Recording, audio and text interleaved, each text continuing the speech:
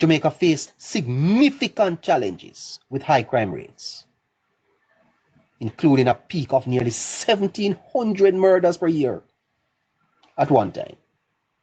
And this led to a sense of insecurity and fear among citizens, impacting our daily lives, economic development, and tourism. The high crime rates were often linked to socio-economic factors like poverty, unemployment, and gang violence.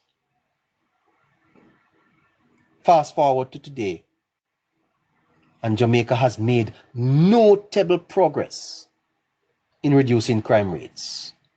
According to recent statistics, the country has seen a 45 to 47% decrease in crime rates, with some areas experiencing even more significant drops. For instance, Clarendon has reported a 53% reduction in unaliving, while shootings are down by 40% and overall crime by 27%.